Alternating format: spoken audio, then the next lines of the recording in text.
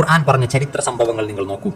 മുൻകഴിഞ്ഞ പ്രവാചകന്മാരുടെ ചരിത്രങ്ങൾ, അസ്ഹാബുൽ കഹ്ഫിന്റെ ചരിത്രങ്ങൾ, യൂസുഫ് നബിയുടെ ചരിത്രം, ഇങ്ങനെ ഒട്ടനവധി പ്രവാചകന്മാരുടെ ചരിത്രങ്ങൾ വിശുദ്ധ ഖുർആനിലുണ്ട്. ആ ചരിത്രങ്ങളൊക്കെ അന്നത്തെ അറേബ്യയിലെ ജനങ്ങൾ വായിച്ചിരുന്നത് വിവിധ നാടുകളിൽ പോകുമ്പോൾ അവിടെ നിന്ന് കിട്ടിയിരുന്ന ചെറിയ ചെറിയ കഥപുസ്തകങ്ങൾ, ചരിത്ര പുസ്തകങ്ങളിലൂടെയാണ്. അതൊരിക്കലും മുഹമ്മദിനെ പോലുള്ള നിരക്ഷരനായ ഒരു വ്യക്തിക്ക് വായിച്ചെടുക്കാൻ കഴിയില്ല എന്നത് ആ നാട്ടിലെ ജനങ്ങൾക്കറിയാമായിരുന്നു. എന്നാൽ പ്രവാചകൻ സല്ലല്ലാഹു അലൈഹി വസല്ലമ അവർക്ക് എത്ര വിശദമായി വ്യക്തമായി ആ ചരിത്രങ്ങൾ അവർക്ക് വിവരിച്ചു കൊടുത്തു. അപ്പോൾ പ്രിയപ്പെട്ടവരെ, വിശുദ്ധ ഖുർആൻ ഒരിക്കലും മുഹമ്മദ് നബി എഴുതിയുണ്ടാക്കിയതല്ല. ഒരിക്കലും എഴുതിയുണ്ടാക്കാൻ പ്രവാചകന് കഴിയുകയുമില്ല. നോക്കൂ, ഏറ്റവും കൂടുതൽ വിശുദ്ധ ഖുർആനിൽ പേര് പരാമർശിച്ച പ്രവാചകൻ മൂസാ നബി അലൈഹി സ്വലാത്തു വസ്സലാമയാണ്. മോസസ് പ്രവാചകൻ 136 തവണയാണ് ആ പ്രവാചകന്റെ പേര് വിശുദ്ധ ഖുർആനിൽ പരാമർശിച്ചത്. മഹാനായ ഈസാ അലൈഹി സ്വലാത്തു വസ്സലാം, ക്രൈസ്തവർ വിശ്വസിക്കുന്ന ജീസസ്, ആ ഈസാ നബിയുടെ പേര് എത്രയോ തവണ പരാമർശിച്ചു. പക്ഷേ മഹാനായ റസൂൽ കരീം സല്ലല്ലാഹു അലൈഹി വസല്ലമയുടെ പേരാകട്ടെ വെറും 4 തവണയാണ് പരാമർശിച്ചിട്ടുള്ളത്. പ്രവാചകൻ എഴുതിയുണ്ടാക്കിയ ഒരു ഗ്രന്ഥമായിരുന്നുവെങ്കിൽ, പ്രവാചകൻ തൻ്റെ പെരുമയും അതല്ലെങ്കിൽ തൻ്റെ പേരും ജനങ്ങൾ അറിയുന്നതിന് വേണ്ടി എഴുതിയുണ്ടാക്കിയൊരു പുസ്തകമായിരുന്നുവെങ്കിൽ ഏറ്റവും കൂടുതൽ പ്രവാചകന്റെ ജീവിത ചരിത്രമായിരുന്നു അതിൽ വരേണ്ടിയിരുന്നത്.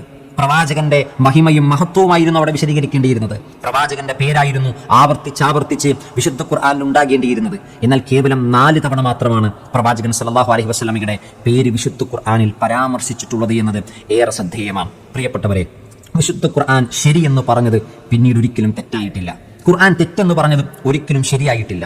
ഇനി ഇസ്ലാമിന്റെ ശിക്ഷാ നിയമങ്ങൾ, ഖുർആൻ മുന്നോട്ട് വെക്കുന്ന ശിക്ഷാ നിയമങ്ങളെ പറ്റി നാം ഒന്ന് ആലോചിച്ച് നോക്കൂ. അന്ന് വിശുദ്ധ ഖുർആൻ മുന്നോട്ട് വെച്ച ശിക്ഷാ നിയമങ്ങൾ ഇന്നും പ്രായോഗികമാണ്. അത് ഏത് കാലഘട്ടത്തിനും യോജിച്ചതാണ്. അതൊരിക്കലും ഒരു പ്രാകൃത നിയമമാണെന്ന് ഒരാൾക്കും പറയാൻ കഴിയില്ല.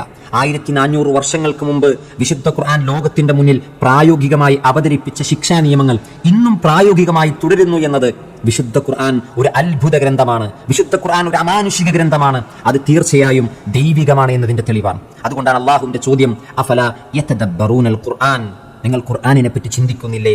വലൗ കാന മിൻ ഇൻദി ഗൈരില്ലാഹ്, ഇത് അള്ളാഹുവിന്റെ അടുക്കൽ നിന്നല്ലായിരുന്നെങ്കിൽ, ദൈവികമല്ലായിരുന്നെങ്കിൽ, ലവജദൂ ഫീഹി ഇഖ്തിലാഫൻ കസീറ, നിങ്ങൾക്ക് ധാരാളം ഭിന്നതകൾ, ഭിന്നാഭിപ്രായങ്ങൾ, അതല്ലെങ്കിൽ വൈരുദ്ധ്യങ്ങൾ നിങ്ങൾക്കതിൽ കാണാമായിരുന്നു. പരസ്പര വൈരുദ്ധ്യം വിശുദ്ധ ഖുർആനിൽ എവിടെയും ഇല്ല എന്നത് വിശുദ്ധ ഖുർആന്റെ അത്ഭുതങ്ങളിൽ ഒന്നാണ്. കാരണം ഒരാൾ ഒരു ഗ്രന്ഥം എഴുതിയാൽ, ഒരാൾ ഒരു പുസ്തകം എഴുതിയാൽ എവിടെയെങ്കിലും തെറ്റുകളും കുറവുകളും ഉണ്ടാകും. എന്നാൽ ഇന്ന് വരെ വിശുദ്ധ ഖുർആനിന്റെ അക്ഷരങ്ങളിൽ, വിശുദ്ധ ഖുർആനിന്റെ പദങ്ങളിൽ, വിശുദ്ധ ഖുർആനിന്റെ ആയത്തുകളിൽ ഒരു തെറ്റ് കാണിച്ചു തരാൻ, അതല്ലെങ്കിൽ ഒരു ന്യൂനത കാണിച്ചു തരാൻ 1400 വർഷങ്ങൾ പിന്നിട്ടപ്പോഴും കഴിഞ്ഞിട്ടില്ല എന്നത് സഹോദരങ്ങളെ വിശുദ്ധ ഖുർആൻ ദൈവികമാണെന്നതിന്റെ ഏറ്റവും വലിയ തെളിവാണ്.